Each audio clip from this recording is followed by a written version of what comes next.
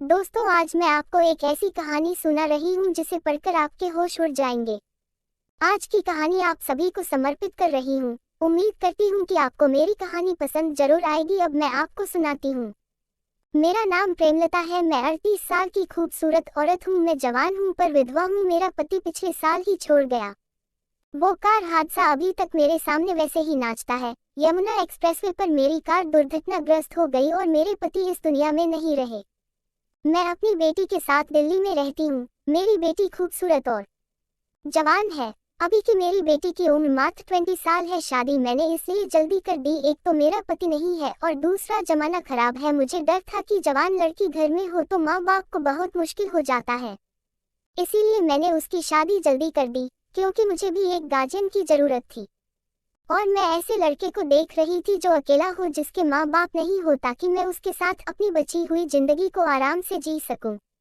मैंने एक वेबसाइट पर उस लड़के के बारे में पता की जहां पर उसने अपनी शादी की प्रोफाइल डाल रखी थी। मुझे पसंद आया, अपने बेटी को भी दिखाया, मेरी बेटी को भी पसंद आ गया। वह लड़का दिल्ली की कंपनी में सॉफ्टवेयर इंजीनियर है। माँ बाप उसके नहीं है, घर में भी कोई नहीं है, एक बहन है, उसकी शादी हो चुकी है। बिना देर किए मैंने तुरंत ही अपनी बेटी का रिश्ता कर दिया और शादी फटाफट हो गई। हम लोग दिल्ली के एक गांव में रहते थे। बेटी की शादी हुई तो बेटी दामाद जी के साथ दिल्ली आ गई।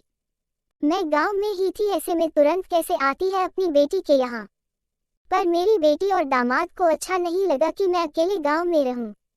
बेटी फोन करके बोली कि मम्मी तुम भी आ जाओ, रवि कह रहा है कि सासू माँ अब हम लोग के साथ ही रह ले तो अच्छा है, तो आप तैयार रहना, मैं उनको शव भेज रही हूँ और आप उनके साथ आ जाना।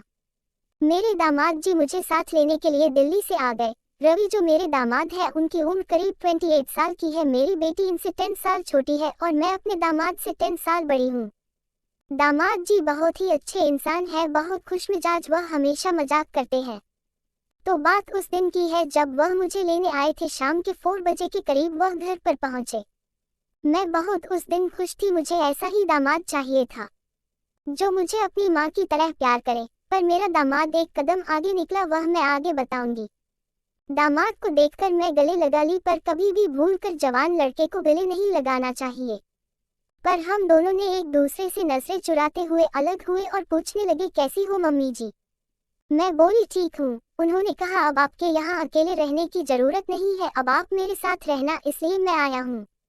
मैं बोली 1-2 दिन का काम है यहाँ पर बैंक का, वह काम को निपटाकर हम आपके साथ ही चल देंगे। उन्होंने कहा कोई बात नहीं, आप 2-3 दिन लगा लो, सारे काम पूरा एक बार ही कर लो ताकि बार बार आपका आना यहाँ नहीं हो। मुझे बहुत अच्छा लगा उन्होंने ये सब बात बोली तो। रात को उनके लिए मैं खाना बनाई, खाना खाए और बातचीत करने लगे। एक ही रजाई में बैठकर टीवी चल रहा था, हम दोनों बातें कर रहे थे। रात के करीब 11 बज गए थे। ऐसे में किसी के साथ रात के 11 बजे एक बेड में बैठे भी रहे तो भी अगले का दिल दिमाग खराब हो ही जाता है। मेरे दामाद जी के साथ भी यही हुआ था। सोने का समय हो गया था। दामाद जी बोले मैं बाहर सो जाता हूँ, मम्मी जी आप यही सो जाओ, मुझे भी अच्छा नहीं लगा। मैंने कहा कोई बात नहीं, एक ही बेड पर सो जाते हैं, अलग अलग रजाई ले लेते हैं। उन्होंने काफी रजाई अलग अलग लेने की क्या जरूरत है। फिर हम दोनों सो गए। तो दोस्तों आगे क्या हुआ होगा आप सब तो जानते ही हो, जो होता है वो सब हुआ और मैं भी बहुत खुश थी क्योंकि मेरी भी जरूरत पूरी होने लगी। तो दोस्तों कमेंट करके जरूर बताएं कहानी कैसी लगी और चैनल को सब्सक्राइब जरूर